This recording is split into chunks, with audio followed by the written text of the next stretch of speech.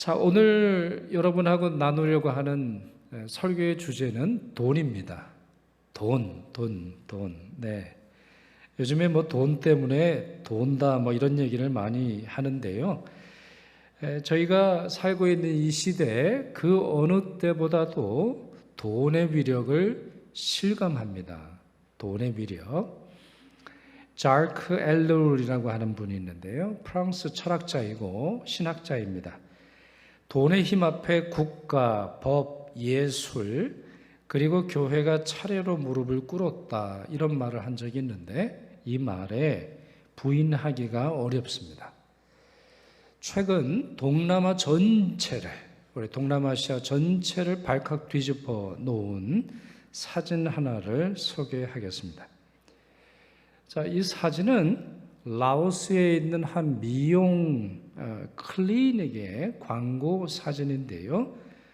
청년 3명이 나옵니다. 지금 어느 쪽이죠? 왼쪽이죠? 피가 배어나온 반창고를 붙이고는 미국의 유명 그 브랜드의 핸드폰을 들고 있는 그런 사진이 되겠습니다. 자, 이 내용은 어떤 내용이냐? 너 장기 팔아가지고 이 미국에 있는 최신형의 스마트폰을 사라. 그러한 광고가 되겠습니다. 사실 동남아시아에 있어서 장기 매매, 우리 청년들의 장기 매매 뭐 한두 해의 일이 아닙니다. 우리 여자아이들 팔려가는 거 뭐 10,000불에서 한 30,000불에 일본이나 중국에 강제로 결혼하는 거 흔한 일입니다. 그러나 최근처럼 이렇게 노골적으로 광고하는 예는 찾아보기 어렵습니다. 찾아보기 어려워요. 내 장기를 팔아서, 내 소중한 신체를 팔아서 고급 핸드백을 사고 고급스러운 셀폰을 쥐어야 한다라고 하는 생각이 있을 정도로 사람들은 돈에 열광하고 있습니다. 어떻게 보면 돈에 미쳐 있다고 말할 수도 있어 보입니다. 이렇게 무분별하고 비윤리적인 행동을 부추기는 것이 돈인데요. 그렇다 보니까 성경은 돈을 죄악의 근원, 최악의 우상으로 꼽습니다. 주님께서 이런 말씀하셨죠. 너희가 하나님과 재물을 겸하여 섬기지 못하느니라. 재물의 수준이 어느까지 올라갔죠? 재물의 수준이 하나님 정도까지 올라갔다는 거예요. 세상 사람들에 의해서. 디모데에게 바울은 이렇게 단단히 경고하지 않았습니까? 디모데전서 6장 10절 같이 읽겠습니다.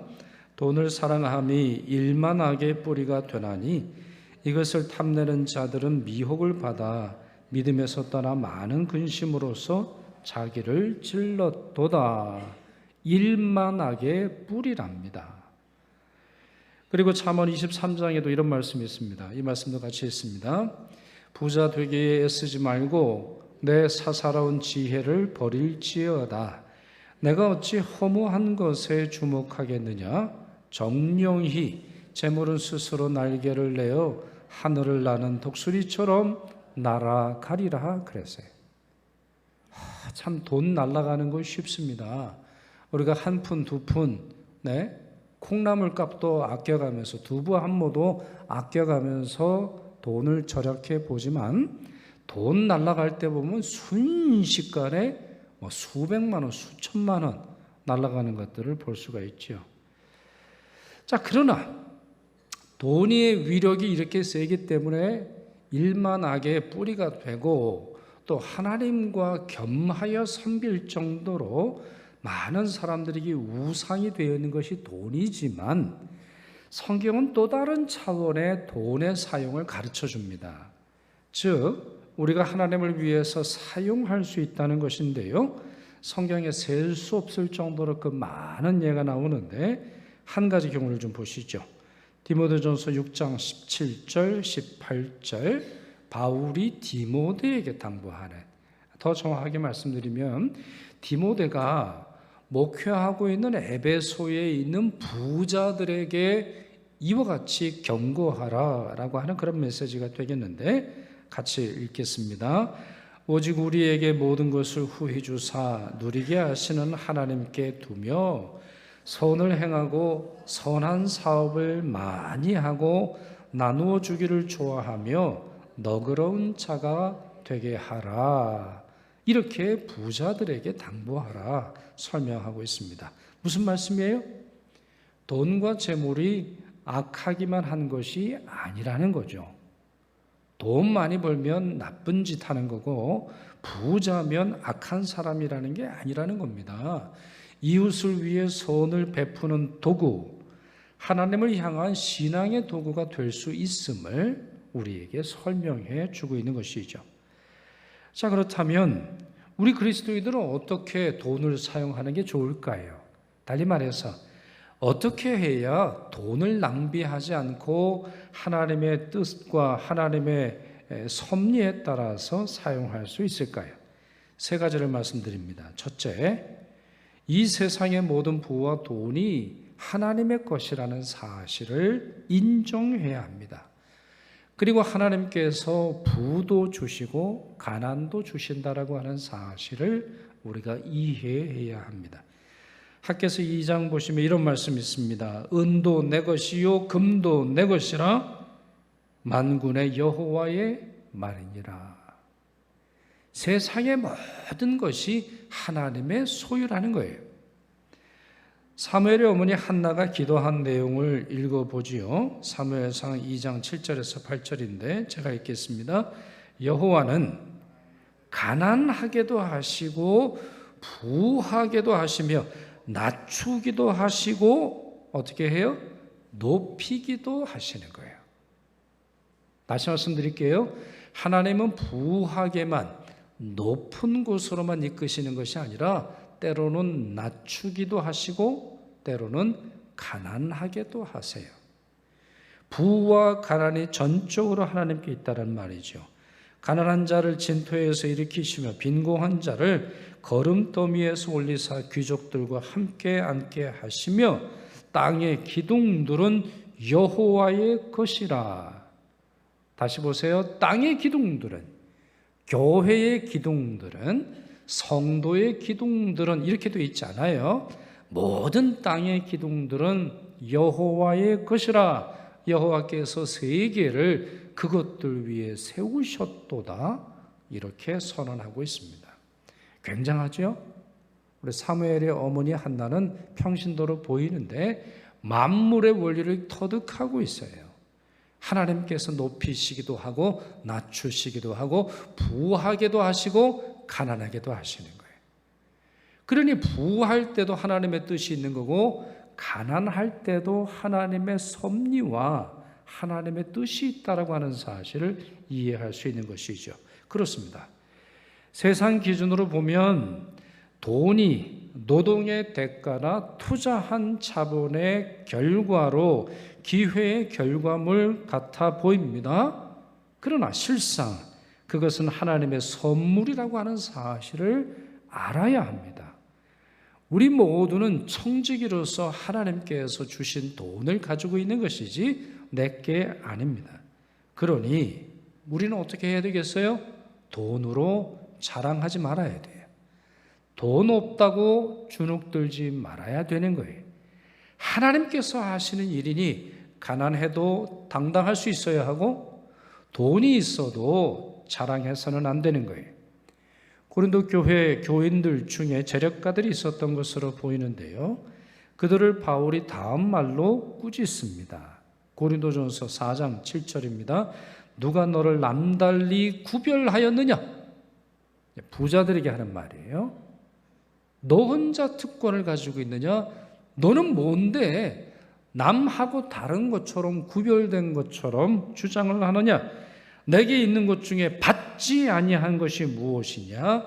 내가 받았은즉 어찌하여 받지 아니한 것 같이 자랑하느냐? 무슨 말이죠? 내가 남들보다 똑똑해서 내가 부자가 됐다. 내가 남들보다 성실하게 일해서 부자가 됐다.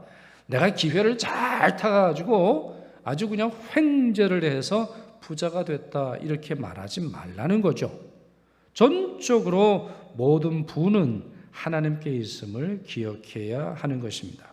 둘째, 하나님 나라를 위해서 돈을 벌고 하나님 나라를 위해서 돈을 써야 하겠습니다. 하나님 나라를 위해서 돈을 벌고 하나님 나라를 위해서 돈을 써야 합니다. 그러면 이 말은 무슨 말인가요? 모든 돈을 교회에 바치라고 하는 말이에요? 아니죠. 아까도 말씀드렸잖아요. 세상의 만물이 모든 돈과 모든 부가 하나님의 거거든요. 하나님의 일을 하기 위해서 교회가 반드시 부유해질 필요가 있는 것이 아니에요.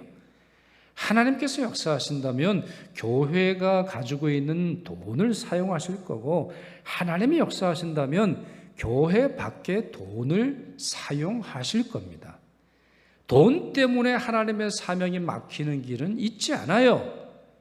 그 하나님의 사명이 정당하게 주어지지 않기 때문에 문제가 되는 것이죠. 교회에 헌금하는 건 당연합니다.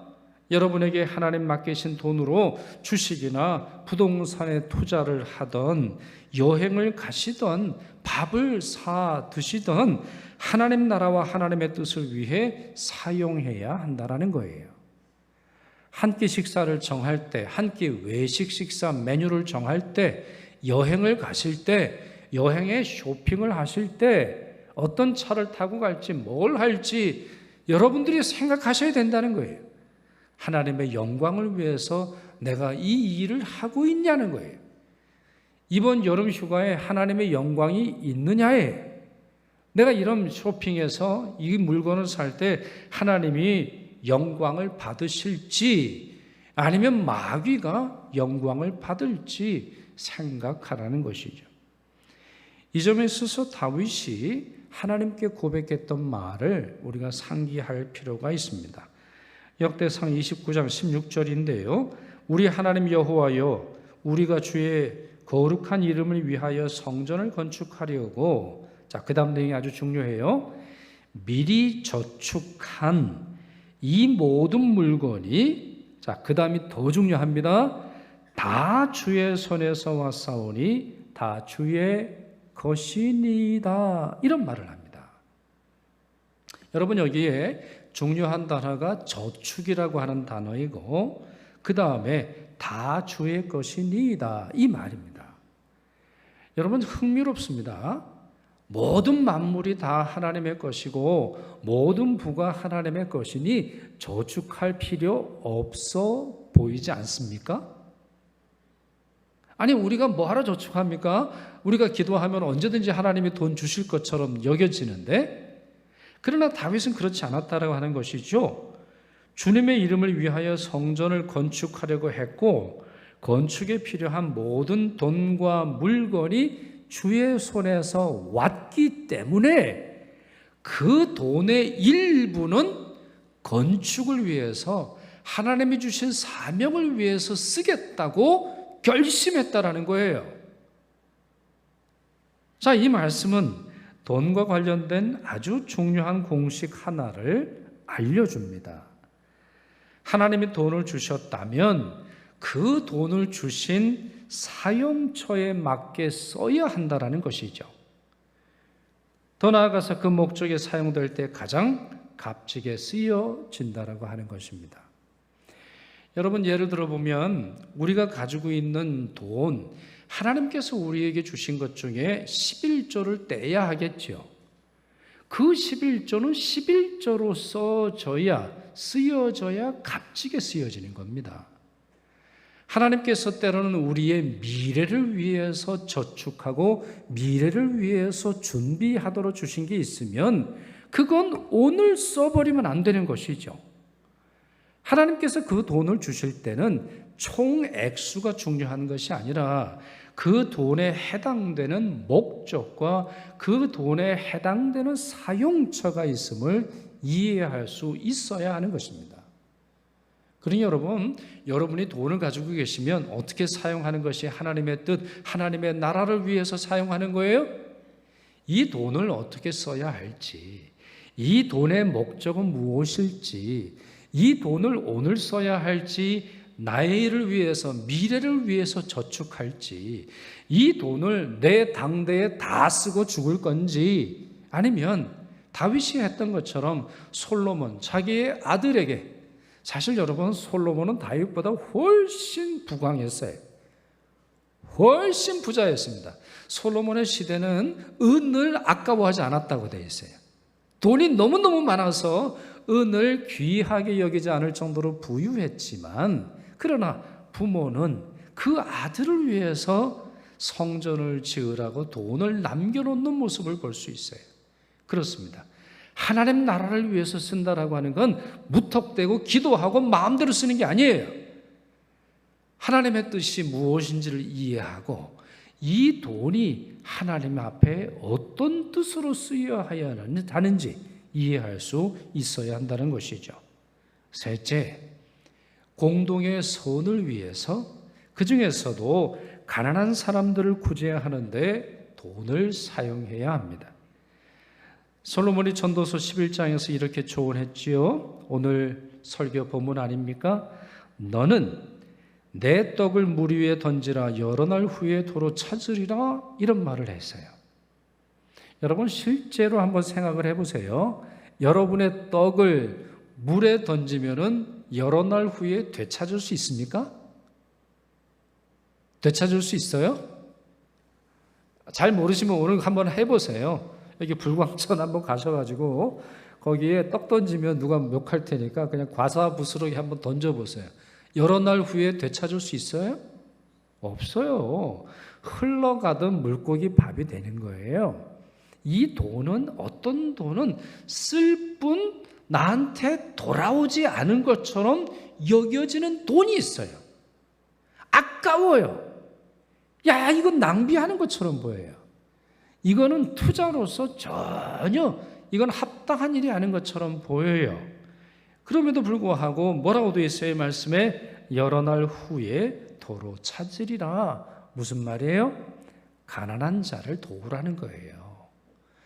가난한 자를 도울 때, 가난한 자를 돕는 일은 물 위에 떡을 던지는 것처럼 손해보는 일로 보여요. 예를 들어서 생각을 해보시죠. 여러분, 부자 친구, 아니면 세상에서 권력 좀 있는 친구에게 여러분이 밥을 사면 뭔가 나중에 돌아올 확률이 높지 않겠어요? 아니면 적어도 나한테는 아니라 할지라도 우리 애한테는 도움이 되지 않겠어요? 내가 그 사람에게 밥을 사고 내가 그 사람에게 좋은 선물을 하면 내 애가 직장을 갈 때, 아니면 내 애가 추천서를 받을 때 내가 쓴 돈이 있는데 적어도 그 사람이 나 돕지 않겠어요? 그게 소위 말하는 세상의 투자 방식 아닙니까? 소위 말하는 세상의 처세술 아니던가요? 지금 이 말씀은 그런 게 아니에요. 세상의 처세술과는 다르게 돈을 사용할 때가 있다는 겁니다. 그런데요, 오늘 말씀 보시면 이와 같은 일을 대충 해서 되는 게 아니라 최선을 다해서 하라고 설명하고 있어요. 2절 말씀 보시죠. 솔로몬이 본문 2절에서 이렇게 말합니다. 7에게나 8에게 나누어 줄지라, 무슨 재앙이 땅에 임할는지 내가 알지 못함이니라 그랬어요. 자, 숫자 풀이해보죠. 숫자를 해석합니다. 7, 자, 무슨 수라고 말씀드렸죠? 7, 완전수입니다. 하늘의 삼위일체 하나님, 땅 동서남북, 3 더하기 4, 열방, 모든 민족, 세상을 의미하는 거예요. 그러면 8은 뭐예요?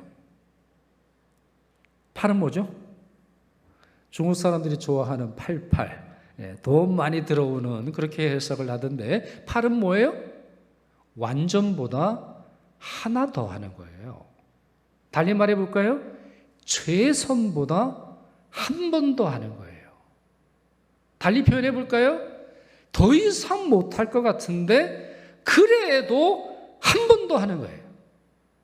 그래도 한 번 더 해보는 거예요. 가난한 자를 섬기는 것이 쉽지 않은데, 7사람 돕는 게 쉽지 않은데 7사람 해도 괜찮은 건데 8사람 해보라는 거예요. 최선을 다해서 해보라는 거죠. 이렇게 해서 가난한 사람만 유익한 것이 아니지요. 내가 재앙을 당할 때 내가 했던 일로 인해서 도움을 받을 것이다. 이렇게 설명합니다. 그래서 솔로몬은 1절에서 여러 날 후에 도로 찾으리라. 그리고 2절에 무슨 재앙이 땅에 임할는지 내가 알지 못함이니라. 이렇게 설명했던 것입니다. 어떤 사람이 칼빈에게 질문을 했어요. 칼빈은 구제를 굉장히 강조했습니다. 루터도 마찬가지고 칼빈도 마찬가지인데요. 칼빈이 목회했던 교회를 가보면 처음 들어가자마자 그 헌금함이 있습니다. 근데 그 처음에 헌금함은 뭐냐? 가난한 자를 구제하는 헌금이에요. 서양에 여러분 가보시면 쇼핑센터라든가 아니면 슈퍼마켓에 가서 우리 돈을 내잖아요. 돈을 계산하고 나서 처음으로 큰 박스가 있습니다. 그럼 그게 뭐냐면 구호 물품, 구제 물품을 거기에 두는 거예요. 내가 내 돈을 사서 누구에게 줄 수는 알지 못해도 거기에 내 물건을 놔두고 이제 집에 가는 이제 그러한 어떤 컬렉션 박스가 수집함이 그 가운데 있죠. 자, 그러한 일을 두고 이제 칼빈에게 질문을 한 겁니다. 자, 뭐라고 질문했냐면 어떤 사람에게 도움을 베풀었는데 그 사람이 고마워할 줄을 모릅니다. 그 사람이 받기만 하지, 감사합니다. 이 말을 안 한다라는 거예요. 더 나아가서 아예 도와준 사람을 험담을 하고는 저주까지 한다라고 할 때 그 사람을 도와줄까요? 이런 질문을 했습니다. 여러분 생각 어떠세요? 이런 사람 도와줄까요, 말까요? 아니, 고맙다라고 하는 말 못할 망정, 인품이 보통이 아니에요. 자기를 도와준 사람 험담하고 저주하고 욕하는 그러한 사람, 참 인격적이지 않은 사람이에요. 이 질문에 칼빈이 이렇게 대답했습니다. 제가 인용을 해드리는데, 비록 가난한 사람들이 의무를 소홀히 하여 도움받은 일에 대하여 감사와 칭찬을 하지 않는다고 할지라도 하나님이 우리에게 명령하신 것에 대하여 실행하기를 중단해서는 안 된다. 자, 이것은 무엇인 말이냐면 나에게 감사를 말해야 하는 것은 그 사람의 의무이지 내가 반드시 들어야 할 말은 아니라는 거예요. 그럼 나의 의무는 뭐예요? 그를 도우라고 하는 하나님의 명령일 뿐이라는 거예요. 자, 그러면서 아주 흥미로운 말을 합니다. 칼빈이 이런 식의 말 거의 안 하는데 그 사람은 설사 은혜를 잊었어도 당신이 주었던 빵을 먹은 그 사람의 배는 하나님께서 당신에게 복을 주도록 호소할 것입니다. 이런 말을 했어요. 다소 농담 같지 않아요, 여러분? 자, 여러분 이 말이 이해가 되세요? 그 사람의 입으로는 감사를 안 해도 그 사람의 배는 왜요? 내가 준 돈으로 그 사람이 뭔가 사 먹었으니까 배가 부를 거 아니에요? 그럼 그 사람의 위장은 위장이라도 하늘에 계신 하나님을 향해서 저 사람 좀 도와주세요. 저 사람이 나에게 음식을 주어서요 이렇게 호소하지 않겠느냐 이런 말을 해요. 이게 굉장히 유명한 이야기인데 이걸 뭐라 그러냐면 위장기도라고 부릅니다. 위장기도. 그러니까 위장이 기도한다는 거예요. 가난한 사람의 입술이 기도하는 게 아니라 그 사람의 위장이 베푼 나를 위해서 베푼 사람을 위해서 기도해 준다라는 거예요. 무슨 말이에요, 여러분? 칼빈이 왜 이런 말 하겠어요? 칼빈이 사실 농담 별로 안 했던 사람이거든요. 왜 우스갯얘기처럼 유머처럼 이런 말을 하겠어요? 아까워하지 말고 베푼다고 할 때에 그것이 실상은 나에게 유익함이 된다고 하는 것이죠. 그러나 이런 복을 모든 사람들이 받는 것이 아니지요. 오늘 본문 4절을 보시면 풍세를 살펴보는 자는 파종하지 못할 것이요 구름만 바라보는 자는 거두지 못하리라 이런 말을 했습니다. 무슨 말입니까? 상황 탓을 하면서 꼼짝하지 않는 사람들이 있다라는 거죠. 자, 유사한 말씀 잠언 26장 13절에 나오는데요. 게으른 자는 길에 사자가 있다, 거리에 사자가 있다 하느니라, 이렇게 변명한다는 거예요. 사자가 있어요, 없어요? 사자가 없어요. 그런데 게으르니까 집에서 꼼짝하지 않으려고 변명을 하는 거예요. 밖에 나가면 사자가 물어뜯습니다. 밖에 나가면 사자가 나 물어 죽일 거예요. 그러니 나는 이불 밖에 나가지 않을 겁니다. 이렇게 말한다는 거예요. 사실 여러분, 구제라고 하는 거, 가난한 자를 섬기는 거, 돈이 많이 들다 보니 우리의 논리는 뭐예요?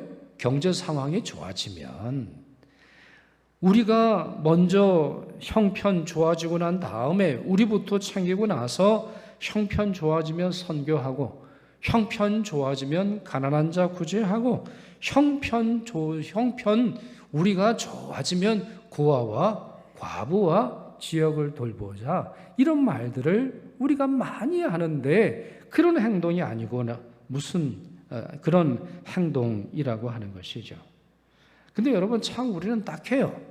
예를 들어서 보면 장례식을 할 때 보면 참 슬피 우는 분들이 있어요. 꼭 하는 말이 있지요. 엄마가 이렇게 먼저 떠날 줄 몰랐어요. 아빠가 이렇게 세상 떠날 줄 몰랐어요. 모르기는 뭘 몰라요. 모르기는 뭘 몰라요. 다 우리 변명 아니에요? 자기 쓸 거 다 쓰고 부모님 내팽개 쳐놓고 돌아가신 다음에 왜 이렇게 빨리 돌아가셨어요? 이렇게 얘기한단 말이에요. 근데 여러분 생각을 해보세요. 넉넉한 사람 입장에 하나님께서 돈을 주신 사람의 입장에서 우리의 형편이 어렵다라는 느낌이 들 때는 가난한 사람은 얼마나 어렵겠어요? 여러분, 한국이 이렇게 어렵다, 한국이 전쟁으로 인해서, 사실 우리 주변에 전쟁이 일어났습니까? 우리 주변에 전쟁이 일어났나요? 아니에요. 빨리 전쟁이 일어났어요. 그러면은 그 전쟁의 당사자인 러시아와 우크라이나에 있는 선교사님들을 향해 여러분 절박한 마음으로 기도하고 계세요? 우리 러시아 선교사님, 조 선교사님, 우리 교회 출신인데 그 선교사님을 향한 절박한 마음이 있어요? 아니면 그 전쟁 때문에 우리 경제가 어려운 것 가지고만 기도하고 있는 거예요? 따져보면 형편이 좋지 않아서 선교 못한다라고 하는 건 변명일 뿐이에요. 형편이 안 좋아서 지역을 섬기지 않고 가난한 자를 구제하지 못한다라고 하는 말은 현실을 모르는 말이에요. 일단 그들에게 주님이 주시는 돈을 사용함으로 말미암아 하나님의 은혜가 그 사람들에게도 주어질 수 있도록 노력해야 하는 것이죠. 그렇습니다. 돈은 이렇게 사용할 때 낭비하지 않는 겁니다. 긴급하게 사용할 때 긴급하게 사용해야 하는 것이고, 저축해야 할 때 저축해야 하는 것이죠.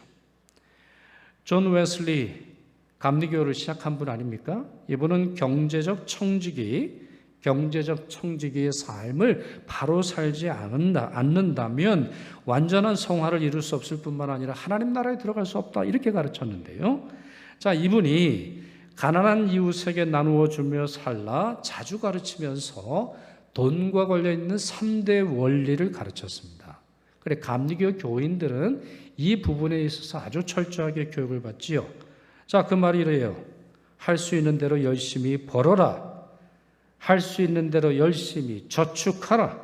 할 수 있는 대로 열심히 주어라.